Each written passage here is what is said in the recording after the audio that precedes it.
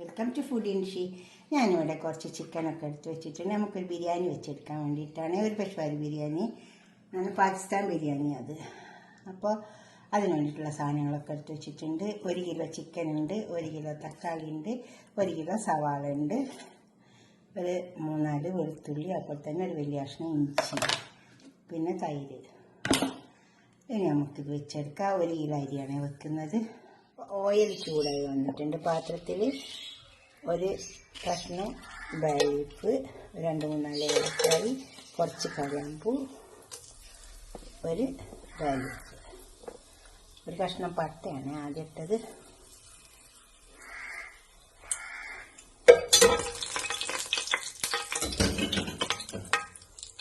ഈ സവാള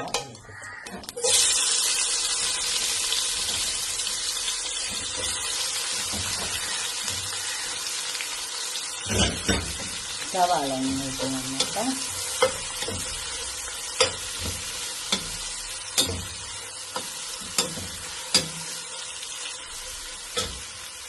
സവാള മൂത്ത് വന്നിട്ടുണ്ട്. ഞാൻ കുറച്ച് ഓയിൽ കുറച്ചിട്ടുണ്ട്. ഓയിൽ കൂടുതൽ വേണ്ടിയൊക്കെ ഇട്ട് കൊടുക്കാം കേട്ടോ. ഞാൻ 2 ടേബിൾ സ്പൂണേ ഇട്ടിട്ടുള്ളൂ. പിന്നെ ഇഞ്ചി വെളുത്തുള്ളി,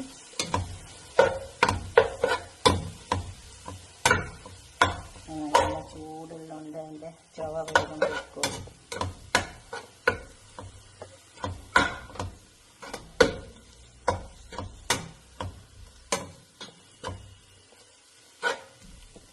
നമുക്ക് തക്കാളി ഇട്ട് കൊടുക്കാം.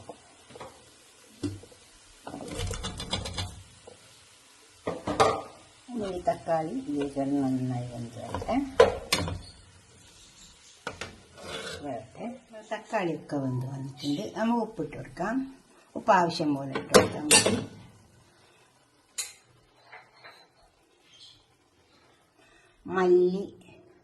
മല്ലിപ്പൊടി, മുളകിൻ്റെ പൊടി, മഞ്ഞളിൻ്റെ പൊടി ഇട്ട് കൊടുക്കാം. ഒക്കെ ഓരോ ടേബിൾ സ്പൂണാണ്.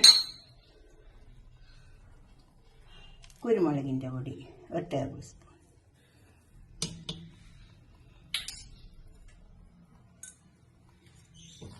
ചേർത്തെടുക്കുക. നല്ലോണം ചേർത്തെടുക്കാം.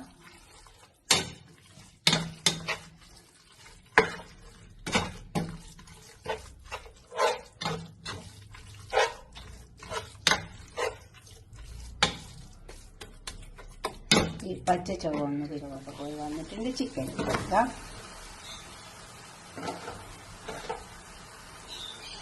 ചിക്കൻ നന്നായി നമുക്ക് വെച്ചിട്ട് നല്ലോണം ഇളക്കി ചേർത്തെടുക്കാം. പിന്നെ ചോറിൻ്റെ വെള്ളം വെച്ച് കൊടുത്തിട്ടുണ്ട്. അത് തിളക്കണം. അപ്പോൾ അരിക്കനൊക്കെ നല്ലോണം പൊരിഞ്ഞ് വന്നിട്ടുണ്ട്. അപ്പോൾ അതിലേക്ക് കുറച്ച് നല്ലൊരു വെള്ളം ഒഴിച്ച് കൊടുക്കാം. ചൂടുവെള്ളം, ചിക്കൻ വേവാൻ വേണ്ടിയിട്ടാണ്.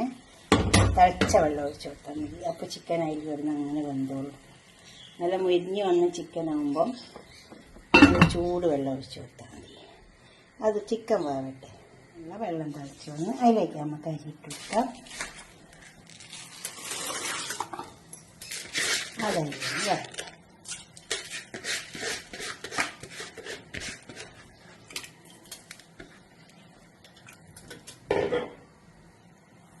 ഉപ്പിട്ട് വെക്കാം.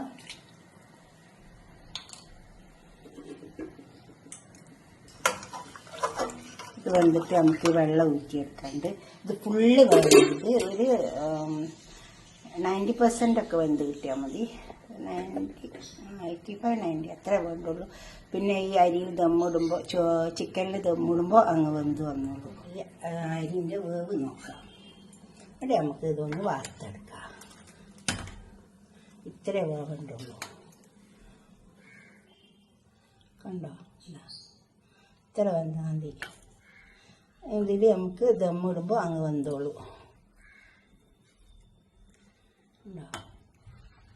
മുഴുവൻ വേവണ്ട.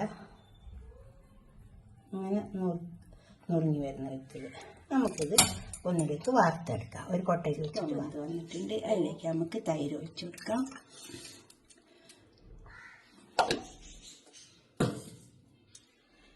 ഗരം മസാല പൗഡർ ഇട്ട് കൊടുക്കാം. ബിരിയാണി മസാല, കുറച്ച് ചെറുനാരങ്ങൻ്റെ നീര് ഒഴിച്ച് കൊടുക്കാം.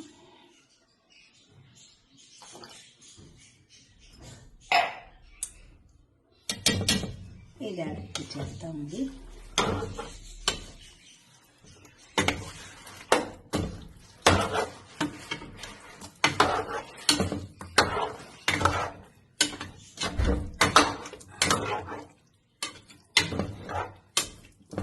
അതിലേക്ക് നമുക്ക് വേവിച്ച് വെച്ച് ചോറിട്ടെടുക്കാം.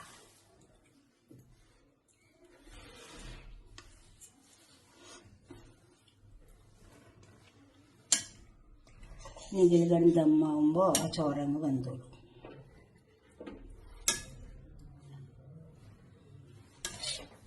മുഴുവനായിട്ട് ഇതിലേക്ക് തട്ടിക്കൊടുക്കാം. റൈസൊക്കെ ഇതിലേക്ക് ഇട്ടെടുത്തിട്ടുണ്ട്. ഇത് കുറച്ച് ഉണ്ടാവും കുങ്കുമപ്പൂവ് അതിലിട്ടാൽ നല്ലൊരു കളറുണ്ടാവും. സാഫ്രോൺ,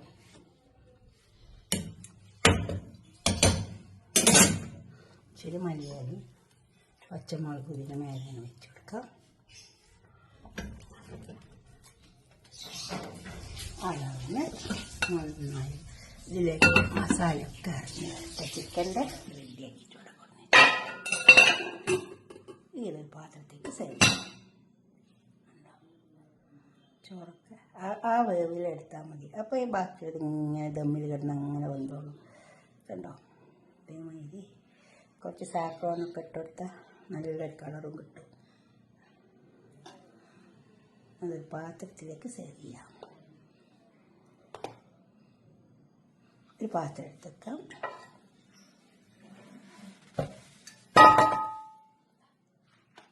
ഇതിലേക്ക് ഇങ്ങനെ ഇട്ടുകൊടുക്കാം. ഇതുപോലൊക്കെ ഉണ്ടാക്കിക്കാം ചോറൊക്കെ.